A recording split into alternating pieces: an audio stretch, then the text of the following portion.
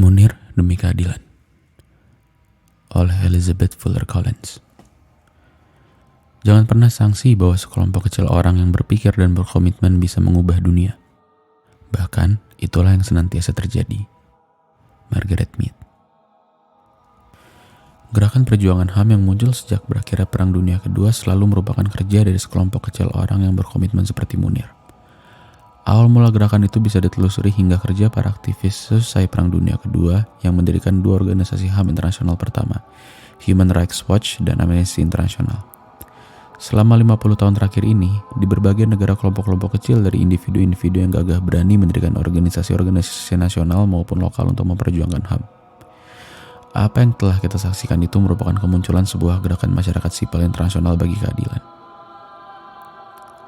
Di Indonesia, dalam dekade 80-an, sekelompok kecil pengacara yang bergerak di LBH membentuk yayasan-yayasan yang mengkampanyekan reformasi demokratis dengan berdasarkan pada aturan hukum rule of law. Pada akhir dekade itu, batasan-batasan pendekatan ini menjadi jelas. Rule of law dipergunakan oleh negara untuk menekan sikap kritis dan penentangan terhadap proyek-proyeknya. LBH mulai bekerja bersama-sama mahasiswa dan aktivis LSM, reporter dan organisator buruh, yang memberikan edukasi HAM dan membantu rakyat untuk mengorganisasikan aksi kolektif. Munir adalah salah satu organisator yang bekerja bersama dengan buruh-buruh dari pabrik-pabrik di Surabaya yang memproduksi barang-barang untuk pasar global. Sejak awal, Munir memahami bahwa HAM hanya akan dihormati jika rakyat menentang orang-orang yang berusaha mengintimidasi mereka dan berjuang melawan eksploitasi oleh orang-orang kaya dan berkuasa. Dengan berakhirnya Perang Dingin, prioritas kebijakan luar negeri Amerika pun berubah. Pembantaian di Dili pada 1991 membuat perhatian berbagai pemerintah negara barat terarah pada pelanggaran HAM di Indonesia.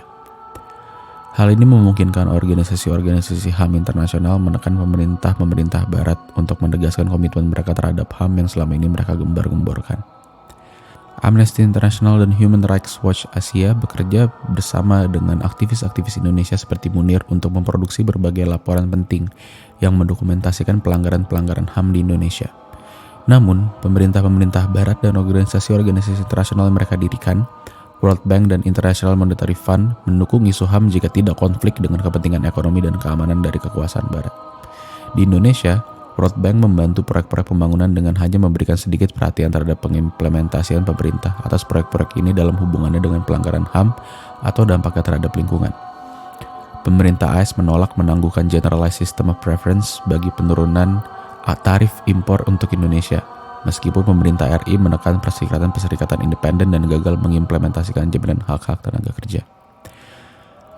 Munir memahami bahwa perjuangan bagi HAM dan keadilan ekonomi harus dijalankan oleh para aktivis yang bekerja di level lokal. Perjuangan ini mengundang banyak resiko, seperti yang tampak pada peristiwa 27 Juli 1996 ketika para mahasiswa yang berdemo di DPP PDI diserang, kemudian ketika para anggota PRD ditangkap dan ditahan, juga ketika mulai mencuat berita penculikan para aktivis, seperti Pius Lustri Lanang, Desmond J. Maesa, Haryanto Taslam, Faisal Reza, Raharjo Waluyo Jati, Aan Rusdianto, Nezar Patria, Mugianto, dan Andi Arief. Sebagai koordinator Kontras, Munir juga menjadi target. Dia mengetahui adanya bahaya itu, tetapi dia tidak pernah gentar menghadapi ancaman-ancaman terhadap dirinya dan keluarganya, juga berbagai demonstrasi dan penyerangan terhadap Kontras. Di bawah kepemimpinannya, Kontras bergerak untuk memastikan bahwa pemerintah dan militer Indonesia tidak dapat bertindak dengan impunitas terhadap para aktivis lokal dan buruh serta petani yang berdemonstrasi. Selama masa tinggal saya di Indonesia pada 2002, saya melihat Munir terbelah di antara perjuangan untuk membuat militer Indonesia berada di bawah kontrol sipil dan keyakinannya bahwa perjuangan jangka panjang untuk demokrasi menuntunnya untuk kembali ke universitas untuk menempuh studi tentang transisi demokrasi di negara-negara Amerika Latin. Hanya saja tidak ada cukup waktu baginya untuk mengerjakan semua yang seharusnya dia kerjakan, sehingga Munir memutuskan untuk meneruskan perjuangan. Ketika akhirnya Munir bisa mengalihkan perhatiannya untuk memikirkan masa depan Indonesia, stres yang dialaminya selama perjuangan panjang bagi HAM telah sangat menggoresi kesehatannya. Ia pun wafat, meninggalkan tugas-tugasnya untuk diteruskan orang lain. Saya akan merindukan optimisme Munir, sense of humor-nya, dan tekad teguhnya untuk memberi sumbangan kepada upaya mewujudkan sebuah dunia yang lebih adil.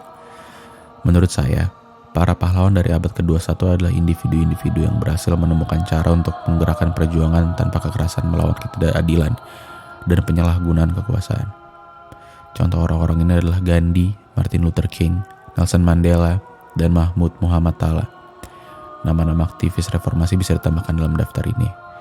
Tentunya nama Munir tidak boleh ditinggalkan.